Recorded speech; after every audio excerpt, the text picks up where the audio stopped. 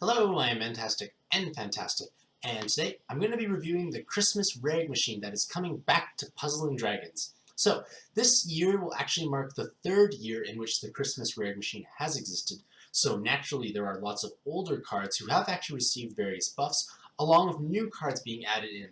So there is quite a bit of content to go over, and this video and article you see here, which we linked in the description below, will summarize basically how these cards fit into the current meta and how you can go about best using them if you are fortunate enough to roll them.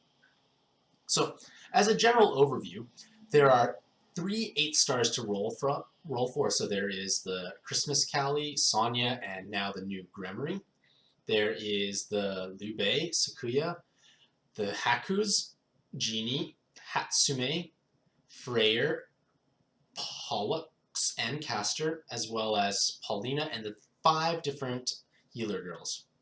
So I'm going to be going over all of them individually. I'll be showing their awakenings, their active skill, leader skill. So first off is Christmas Callie, and she is exactly a color swap of the regular Godfest exclusive Callie. Well, Godfest exclusive Dark Callie, I should say. Except Christmas Callie actually has gained an additional 700 health. Now, 700 health is actually quite significant because Dark Callie has become essentially a staple sub on Raw Dragon teams, and with the new Raw Dragon evolution being released in North America maybe in a month's time or so, you really need to have ideally 2 to run an efficient team. And Christmas Callie, as she is a color swap with the same active skills, same awakenings, is a very viable alternative. And in fact, because of that additional 700 health, she actually grants you 1,575 more HP when used on that Raw Dragon team. So it sounds like Christmas Callie is a better role overall. However, there are some underlying drawbacks that you may not necessarily be aware of. So, for instance, the Christmas Callie is obviously very rare to roll, and this actually has implications later on because with the new skill inheritance system that will come out to North America, we are actually going to have to use ideally the same attribute cards inherited to gain an additional stat bonus. And it's very unlikely you're going to roll 2 Christmas Callies because you actually want to inherit Christmas Callie on Christmas Callie instead of a Dark Callie or Lightning or something else on top of Christmas Callie because you don't get the additional stats. So I guess in theory this is a very small nitpick, but Dark Callie has a better option for inheritance because you can inherit more Dark Callies. Granted, not many people have at least 3+ Dark Callies lying around, but it is something to keep in mind. Furthermore, by being a fire main attribute monster, you actually are more likely to have your damage resisted, well not resisted, but halved, because there are water bosses and fewer bosses that take half damage from dark. A lot of those actually being light monsters, so you actually deal the same amount as you would if it was a normal color. In addition, that dark attribute typing at like the second dark attribute subcolor can provide issues when you're dealing with damage absorption shields because you have to be careful that the dark attribute doesn't heal the boss instead. So again, these are very small nitpick issues, and in all honesty, most people will not actually find these a problem, but it's worth just keeping in the back of your mind if you have lots of Dark Callies, for instance.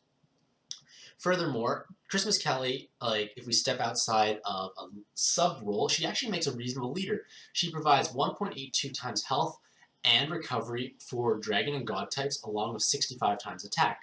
So say you're a newer player and you roll a Christmas Callie, you can pair her with a raw dragon or various other rainbow leaders and actually deal very respectable damage until you buy your own raw dragon. So it's a great starting role or early game role for many players.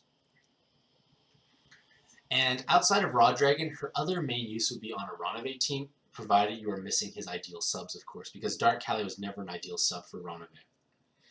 The next 8-star role is Christmas Sonya. And Christmas Sonya can be a powerful sub, but she is a little lackluster to a certain extent. Like, you do have a nice active skill, like it provides fire and wood orbs along with 2 turns haste on a 14-turn cooldown. So that's naturally superior to any other Sonya active because of the 2 turns of haste. And that can be very beneficial, and most notably on your Krishna teams, or I guess say, well, most notably on Krishna teams because it's the most popular fire leader at the moment.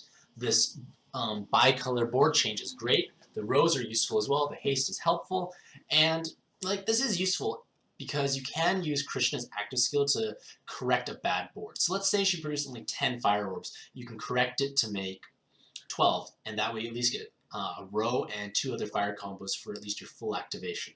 That sort of idea can be used, but you're still gambling with luck, and that can be risky. That's why I feel like sometimes it's not always the safest plan to run Sonya on these types of teams, because you can get bad boards, and it does happen, unfortunately. But it still is a powerful sub because it has reasonably high base stats, but it's just most of the stats are weighted in the attack, which I feel is not the best place to have your stats, especially on Krishna teams where you want to have more survivability.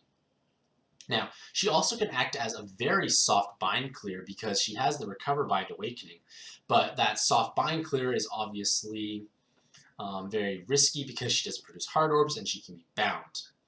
Now, in addition to Krishna, she can be used on other fire teams. Like, she does have technically a perfect active skill for Awoken Aries, and she actually has a very powerful active skill for the Akala teams, because Akala needs to make color crosses of either fire or wood, so spawning a board of only fire and wood allow you to make an optimal cross board, which you can probably look up, because I have no idea what that pattern looks like. However, a lot of players are going to be using her for very niche co-op farming builds where you need to have that haste to cycle actives, and you can use her active skill in conjunction with, say, someone like Yamato, who will convert all those wood into fire, so you have a full board of fire. Conversely, you can use her on, say, as an inherit on wood teams. You inherit the Sonya active and you use another orb changer like, say, Artemis, and you can change it to a full board of wood. It's like niche co-op options because the haste allows you to cycle skills, but it's worth mentioning that's what a lot of people may be using here. She is available to be purchased for 300,000 monster points. However, it's usually not worth the investment. You're better off spending those points elsewhere. And last but not least, for the 8 stars from the Christmas collab is Gremory. Now, Christmas Gremory is pretty much, for all intents and purposes, a colored swap of the Godfest exclusive, except she trades that balance typing for God, and her leader skill now boosts God-type monsters. So, Christmas Gremory is actually a very powerful leader because she does have 144 times attack with a row-based team, along with 57.75% damage reduction. So you are able to blow up monsters very easily because rows on 144 times is kind of an outrageous amount of damage potential. 57% damage reduction helps you survive lots of various attacks. Granted, you cannot survive like the biggest hits in the game, but it's still usually more than enough for most content. And what's really nice about Christmas Gremory is you have nice access to a natural board changer, most notably Erd, because Erd is a god type who does produce fire and hard orbs, and that actually has beautiful synergy with Sonata, Cao Cao, and it just helps with team building constraints because the the Godfest exclusive Gremory was a little more constricted with what board changers they can bring naturally. You can inherit board changers, of course, but natural board changers that makes hard orbs and dark was a little harder to come by because it's usually either Cecile or Batman who are collab gold collab roles, or Typhon, who's a 6-star. So this is a little easier from a team building perspective just because you only need a 5-star Godfest exclusive. So it's a small point, but I feel it's worthwhile mentioning because Erd is relatively common. And it's nice because you still have the Sonata, who does function similarly to the Akachi. So you have that same giant burst potential, and you can easily mode out any content with an Erd Sonata board. So basically the strong points of Christmas Gremory is that she is bind immune. Her active skill provides hard orbs, fire orbs, and 2 turns of bind clear on a very short 6-turn cooldown. So basically between your 2 leaders, you can clear 4 turns of binds, create a hard cross, and a row.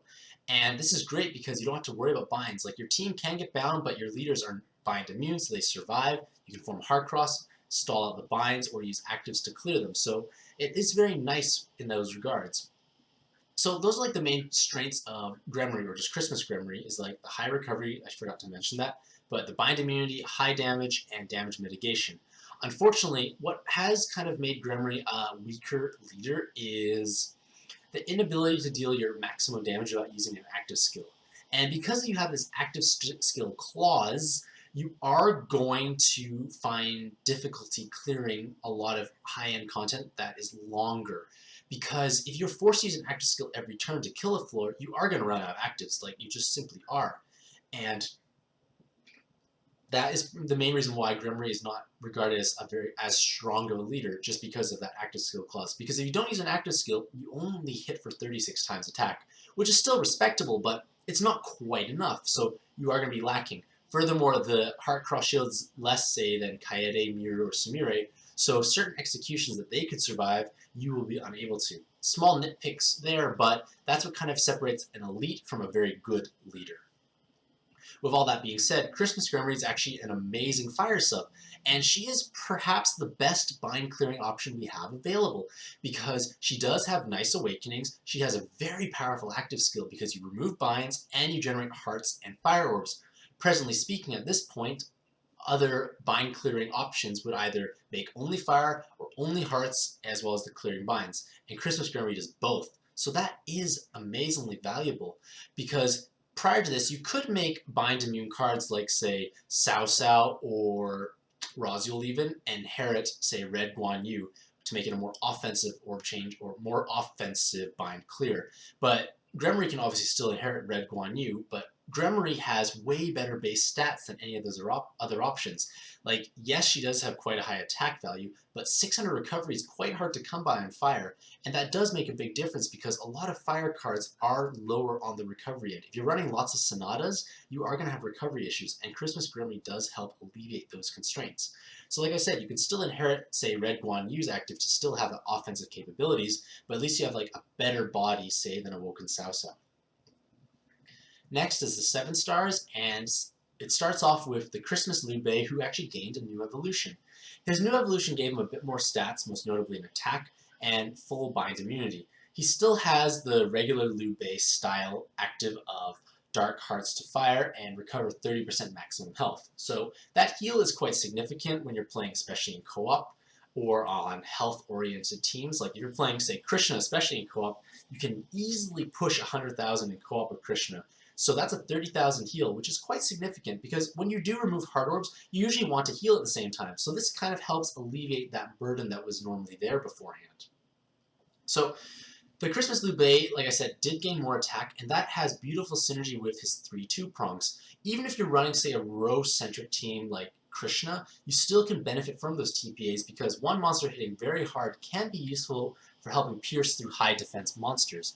And Christmas Liu Bei actually can find a very powerful home on Reincarnated Shiva and Awoken Ares, so there is a lot of value there.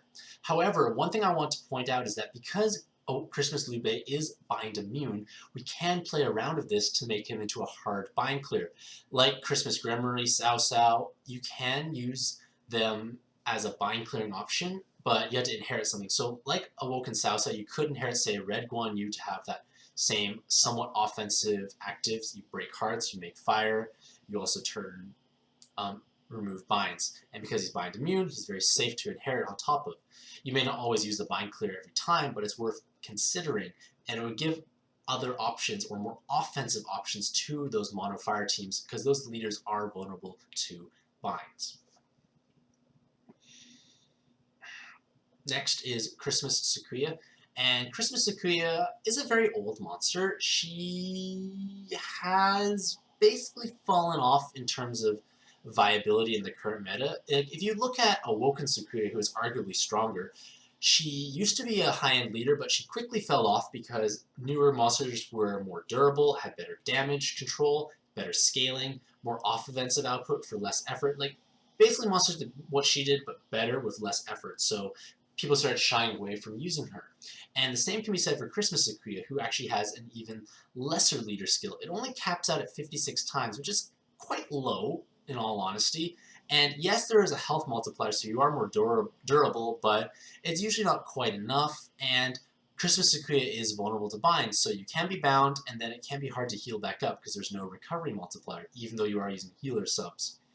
Now, Christmas Sequoia, like I said, is bindable, and that also means she will have less uses as a sub because her active skill is only a 20% gravity, and Awoken Sequoia was 20% gravity and 3-turn bind clear. So Christmas Sequoia just feels kind of outdated, out of place. Like, it's a cool card, it looks pretty, and I've actually used to use Sequoia extensively for about 2 years back when I first started playing Pad, and it pains me to say it, but this Christmas Sequoia is really not that powerful. You will roll her, you'll feel happy because you got something cool, and then you realize you don't really have much uses for her.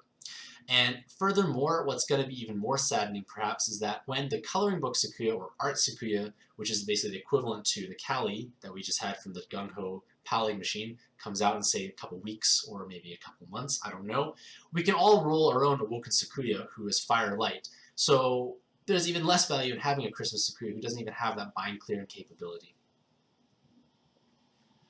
Now we transition into the 6-star rolls, and we start off with Christmas Haku. And Christmas Haku follows a similar trend to the other Chinese celestials who are in seasonal collabs, in that she has 2 different evolutions to basically invert her color scheme.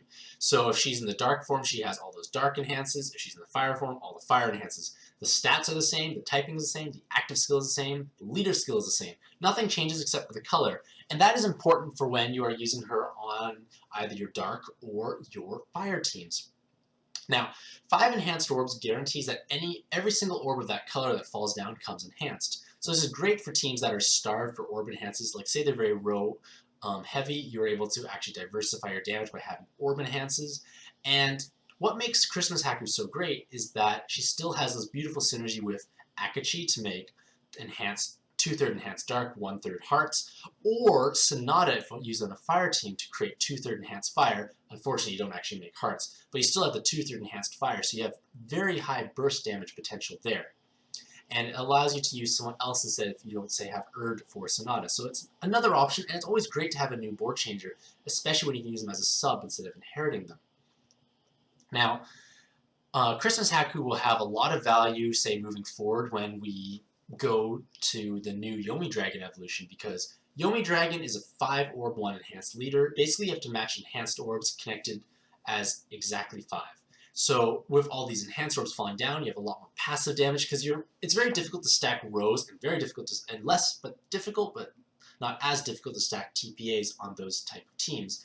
And Christmas Haku helps provide a lot of passive damage.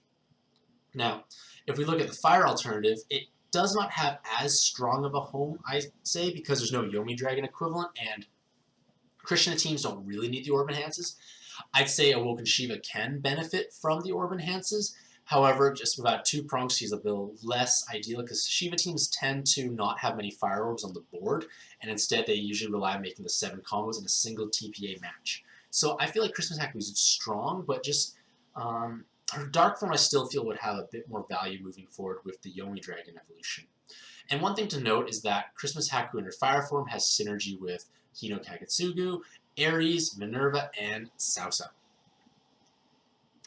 And the next 6-star is Christmas Genie, and Christmas Genie is pretty much a glorified collab alternative to the silver roll from the rare machine, because they have the same active skill of voiding dark damage for 3 turns, as well as enhancing all light orbs. Now, Christmas Genie is very easy to forget, but a lot of people have found uses for Genie when they're using their Awoken Liu Bei teams. You inherit Christmas Genie to avoid dark damage, you avoid various executions of various mechanics, it makes your life a lot easier, and it can be useful. However, you can replicate this active with a very common roll from the rare machine, and if you get her as a 6-star from a collab, I'm going to feel a little sad because I could have got Haku, that means, and Haku is way more exciting by comparison. So I just feel like Genie is kind of awkward, like it feels almost lazy, the card, because it's too similar to the rare machine equivalent, and you won't use her as a leader because you need to hit 9 combos, and that's just not practical. If it was, say, Rose or 5 or 1 Enhance, or even just light combo based, it may have some value because that looks nice on paper, but hitting 9 combos and it's kind of like, no, not really worthwhile. For the 5-star rolls, they have the introduction of Christmas Hatsume, and Christmas Hatsume has a similar trend to the other ninjas that have occurred in collabs, in that they have 6 awakenings with specific Killer Awakening. But before I go into why the Killer Awakening is powerful, I want to draw attention to the 808 base recovery. Now that's a huge amount of recovery, and a lot of fire monsters are lacking that amount of recovery, so you can stick Christmas Hatsume on, say, a Krishna team, and you can basically shoot up your recovery value to like very high amounts. Like, it's a very nice thing. to have, especially on recovery-starved teams. So that's something to keep in mind. Now, the Dragon Killer does allow you to do 3 times damage to Dragon-type bosses. Now, not every boss is obviously a dragon, so Christmas Hatsune usually would fall into a more niche sub-role, and you'd be able to, like, obviously cruise through, say, like, Super Ultimate Dragon Rush a bit easier, or, like, say you need to have an extra bit of oomph in certain specific rogue descents or new dungeons that come out, it has value. However, what usually made the ninjas also exciting was a relatively unique active. They would change an orb that was uncommon into that color and would provide new orb change synergy. And unfortunately, Christmas Hatsune does not do that. Wood to Fire, I guess maybe they're trying to stick with the Christmas colors, is a very common orb change because she is competing with Yamato, the Onion Knight from the Final Fantasy, Belial, and Dino Rider, just to name a few. I think there's a couple others, but like those are just the ones off the top of my head. So there's a very strong chance you actually have these other cards, and if you have someone like Yamato, you probably wouldn't be running Hatsune in most scenarios unless you need that recovery or the Dragon Killer. So it just feels unfortunate because it's not unique enough. Next is Christmas Freyr, and Christmas Freyr is very similar to her non-awoken forms in that she provides 1.5 times attack for wood monsters for 3 turns, as well as 1 turn haste.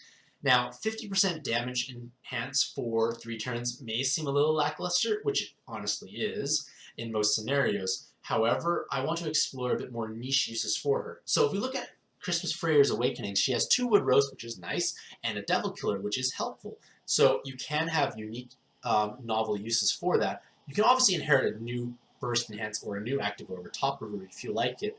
However, what I want to draw attention to is her Leader skill. Now, 1.35 times health and 3 times attack for wood seems kind of silly. Like, it seems way too low. However, Awoken Liu Bei exists. And Awoken Liu Bei does 8 times damage for wood when using an active skill, plus 2 times recovery. And Awoken Liu Bei plus Freyr results in 24 times attack.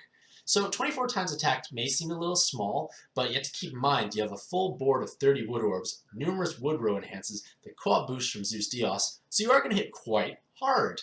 And this active skill that seemed kind of silly before actually has a bit more value now, because instead of being 24 times, you're now 36 times attack for 3 turns. So that actually becomes reasonably respectable. It brings her nearly on par with, say, Australis or Green Odin pairing. So it's an option players have that, say, don't have Awoken Liu Bei, and that Devil Killer helps her punch through, say, even Ultimate Devil Rush. She's going to be doing respectable damage. So I feel like players can use Christmas Freyr with Awoken Liu Bei. Obviously not a perfect substitute for the real deal, but not everyone has an Awoken Liu Bei.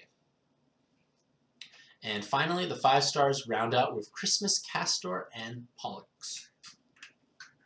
Now, Castor and Pollux are actually 2 regular Pantheon monsters, and they've actually combined them into 1 card. And they kind of tried to keep that whole light-dark theme, I'd say, because they have 3 light, 3 dark orb enhances, and they still retain that dual skill-bind resist, which is kind of like their trademark for that Machine 1 series.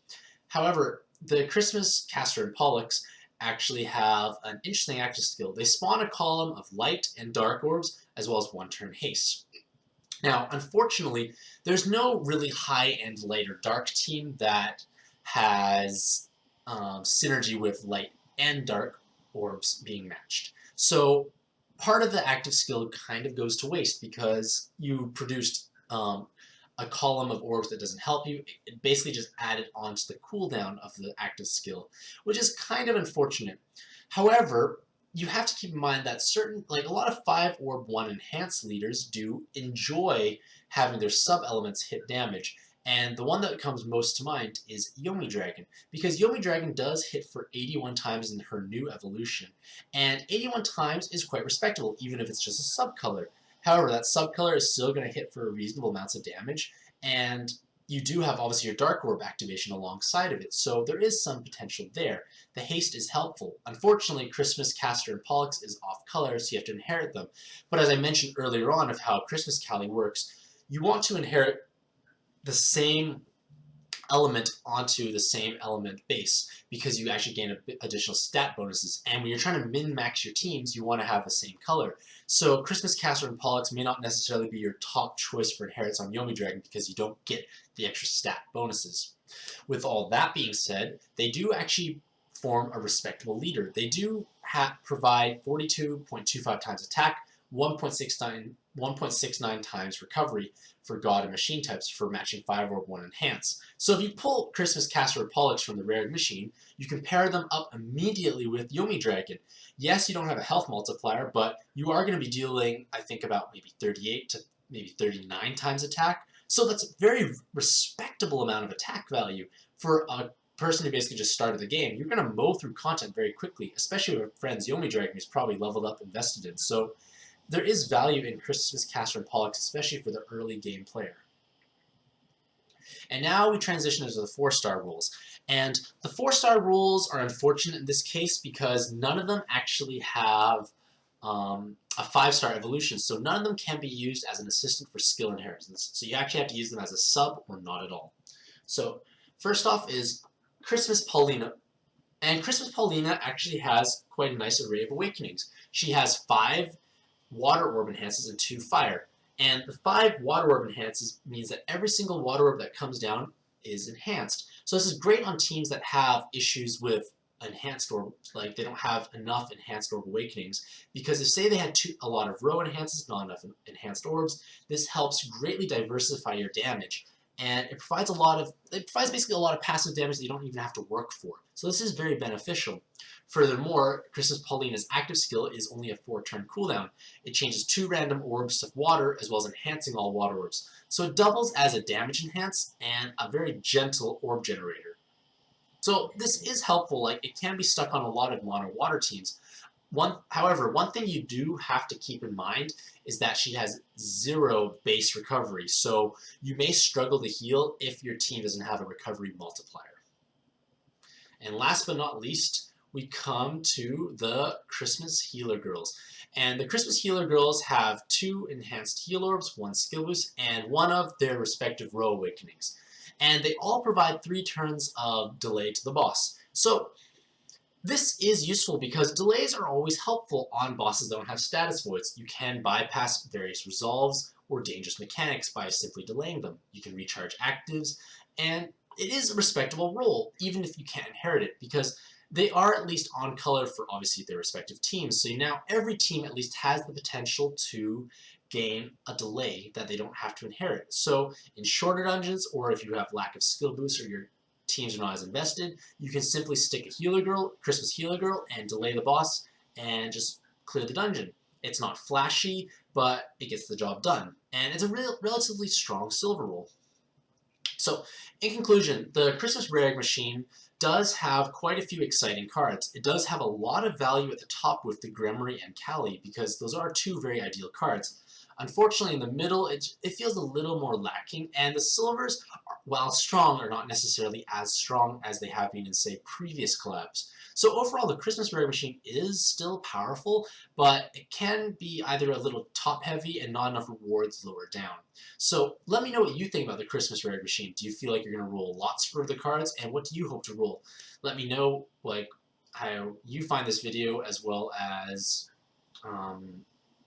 how many magic stones you saved up. So thank you very much for watching. Have a mantastic day and happy puzzling.